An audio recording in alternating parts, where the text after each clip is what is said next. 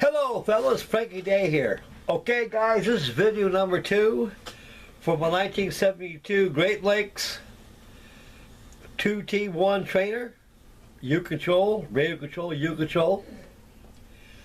Okay guys, I almost got her built right now, and she's almost all done. Matter of fact, she's all done.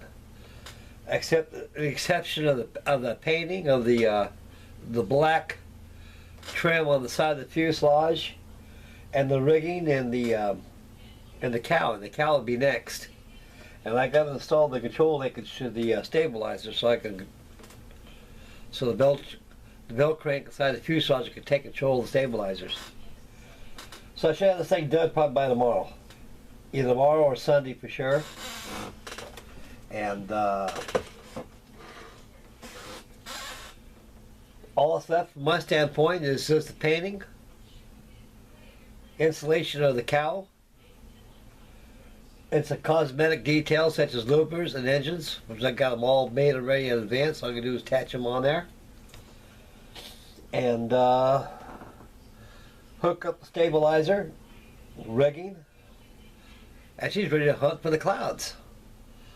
Okay guys, again, this is an old 1931 Great Lakes from Cleveland, Ohio. Great Lakes 2T type special trainer, tandem 2-seat trainer.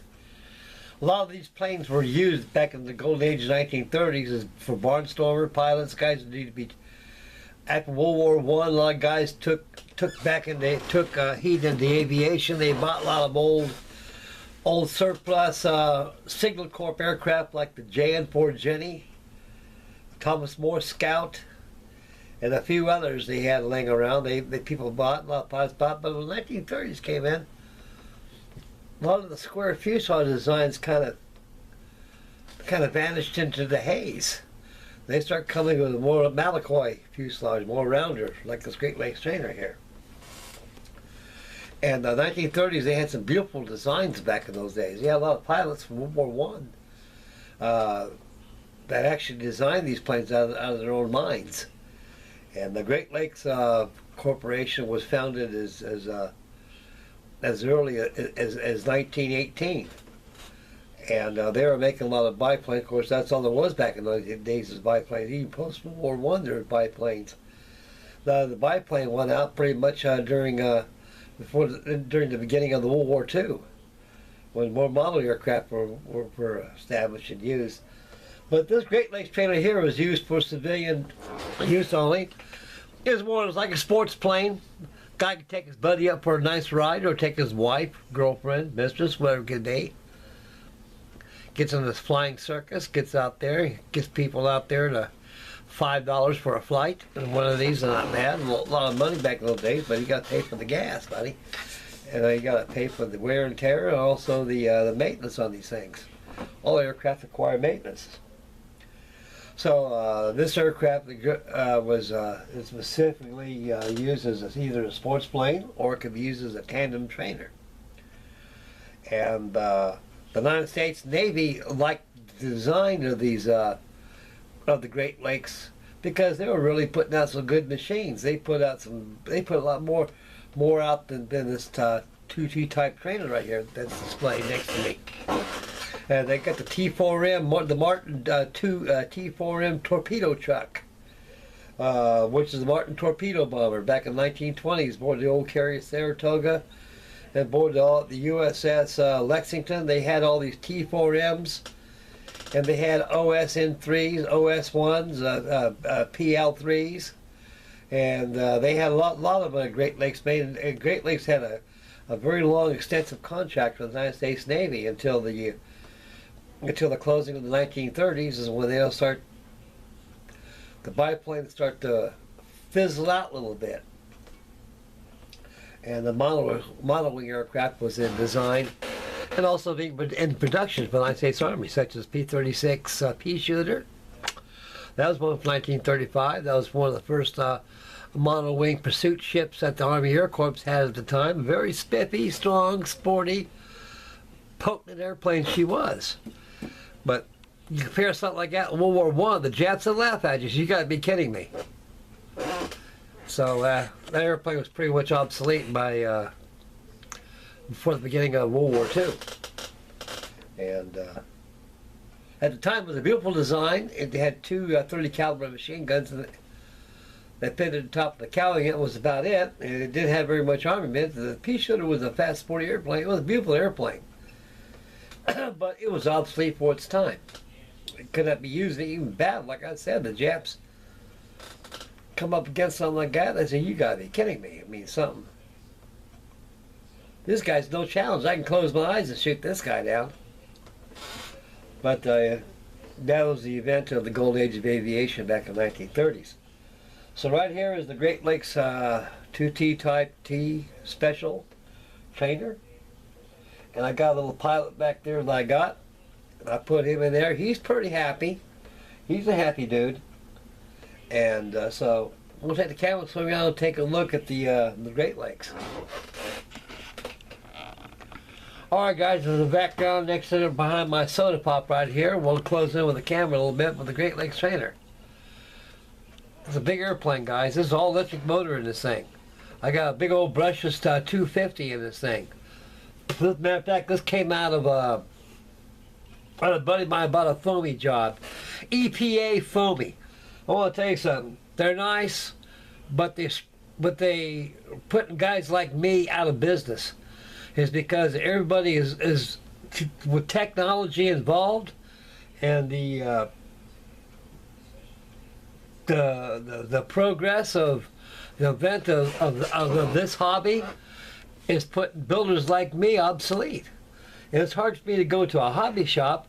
Now I can't go in the hobby shop get things I want. Now I have to go to the Hobby Lobby and fidget around and see what I can get. I mostly go there just like pretty much anything in my needs, but they got a beautiful, handsome supply full of balsa wood. Even the checkers out there who work on the cashiers, I should say. The cashiers who work behind the cash register, who accept credit cards or cash or whatever there is. And they say, you're the only guy in the world that plays that wood, so can I ask you a question? I said, well, shoot, go ahead. I said, what are you buying all this wood for, sir? I said, I'm buying it for my airplanes. Airplanes? Yeah. I said, I'm an avid model builder and collector. I said, I build these things just for the labor of love. And I need balsa wood to build one now. I need wood. Here it is. You guys got all the wood, so I'll probably buy you guys out. Well, we'll keep you stocked. Well, so that's good. You know, hobby shops out here don't stock up. They don't, guys. They got favoritism towards the RC only. Us builders, we're about as obsolete as a turd in a punch bowl. And it's hard. Like I say, guys, there's no more builders no more in this world.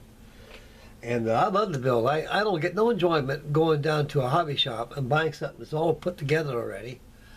And it takes maybe an hour or two just to screw the damn thing together and get it in the air and crash and burn it.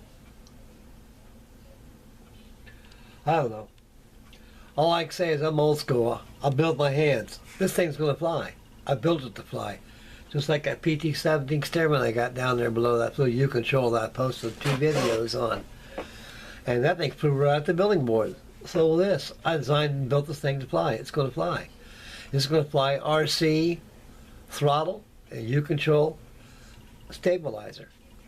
And I'm going to go one step beyond that. I got a tether post out there in my garage, and I can mount it about 1.5 feet into the ground and hook up and make another aircraft like this and have a servo, have a 2-channel only, stabilizer and throttle.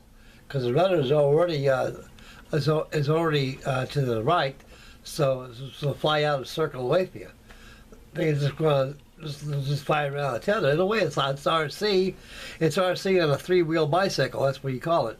But I'm old school. I love flying U-control, and I'm not too good flying radio because I think it's more or less coordination. I think I over control the airplane. And like I say, RC is, those guys are very special fellas. And these kids nowadays, they take that stuff up on a snap. And they're masters in the air because they got the dexterity for it. I don't. I'm old school. U-control, I can fly anything U-control. I could be a circle dancer. I could be a magic maker. I could be a sky painter. Anything to do with U-control, I can do it, and I've done it. But when it comes to radio control, I don't go there because I I don't want to lose my airplane. And I lost a lot of U-control planes before, and like I say, anybody's new to U-control, which is a very, very old flying tactic that's used by us hobbyists, you will crash and burn a couple times, but after you crash and burn a couple times, you won't do it no more. Most guys do dizziness or let your lines go slack. One thing about flying these U-control ships, guys, is that there's 2 rules of thumb. First rule of thumb is to be successfully fly these jobs is never let those flying lines slack off on you. Because those lines go slack on you, this plane's going to go by itself. It's got no control. It's either going to wing over, crash, and burn. So everybody says, Frank, what's the covey method that ever happens? Make sure you don't have it. But if it does, run like a dick and pull the slack out of that goddamn line till it's tight and give it up real quick. You'll save your airplane. That's called excellent piloting right there in that perspective. And number 2, never fly 12 o'clock high. That's when your arms are straight up in the air like that and the wing is at a bank like this. I'll tell you one thing, fellas. Just give you a little demonstration here using my rubber-powered Benny Howard Mr. Mulligan DGA3 converted. Right here is my balsa free flight scale Mr. Mulligan. It's an old SIG kit. I built this about 40 years ago, maybe 50 years ago. I put it the other day, it flies real well. What I'm saying, guys, is this. This is about 11 o'clock right now. When you're flying 11 o'clock with your arms extended up like this. When you start flying at 12 o'clock, it'll be like this. And you don't want to go there. I'll tell you why. With the torque of that rudder, flying outside the circle will cause this thing to do an inside turn. You lost control of your ship. You lost it. When it gets like that, ain't no way of pulling up those lines because it'll be so quick. It'll happen just like that. So when you fly U-control, the best way is to fly at 10 o'clock high when it's about like this. When you start flying at 11, you're ice fishing. It's thin ice. You like this, you lost your plane because it'll wing over. Sometimes they'll come at you. I've seen, believe it or not, guys, I kid you not, fellas. When I was a kid, about 9 years old, I had a guy, this guy built a, I don't know what kind of plane it was. It was a kit form. I don't know if it was a Cleveland design or a Magow design. All I know was it was a biplane. It looked like a, yeah, it was a bird bipe. It was a bird bipe. It almost looked like the Great Lakes trainer behind me, but except the wingtips are more or less like the Howard, the DGA, this Mr. Mulligan, also the Monaco. That guy flew at 12 o'clock, and it like I said, it winged over on him. When it did, it came back at him and hit him inside the face, and they were flying a McCoy 35 back in those days. That's the only engine there was McCoy's. McCoy's 35, McCoy's 19, and they run like castor oil. And those things burn up, those engines, they don't last very long. Hell, oh Lord Pete, they last probably maybe, you probably get about three dozen flights, about 32 flights or so, maybe a little more than that. Then pretty soon it's losing compression because it's all burnt up inside. And so you got to go down and buy yourself another engine. They cost $5 back then. $5 those days was a lot of money, guys. God damn, it was a lot of money. Hell, rent was only about $15, $20 a month, so you can imagine how much $5 is worth back then. Some people had it, some didn't, and some went without until they had it. But anyway, the rule of thumb is no 12 o'clock business, and no slack flying lines. And so U-control is a very, very lost. It's lost now. There's not very many people that do it. I'm just one of them. And I imagine there's a few thousand of us out there, but right now I'm trying to get involved with called stunt hangers, another place where I can take my U-controls and fly it. The kids get a blast. I can take it down there to the recreation center down here by my house, and I flew my Stearman a couple times, my SE5, my Newport 28. And those kids had never in their lives have seen something done like that before, fly with each other. This is old school. This is old as oatmeal. But what do you expect? We live in the world we live in today with technology and a lack of education and stuff. To them, it's a new experience. Okay, guys, this is my experience. My experience now is getting this thing done, get it over with. And, oh, yeah, I got something I'm going to show you, too. It's back off of the camera. Well, Frankie, they forgot about this. Another project I'll be working on, guys. This is 1945. I believe this kid is an old aristocrat. This is a 1945. This is 1955. This is a Walter Mazzano design. This is no kid I had for a long, long time. Standoff scale. Only thing that turns me off about this thing is not my fault. It's the design of this airplane. This thing is 1955.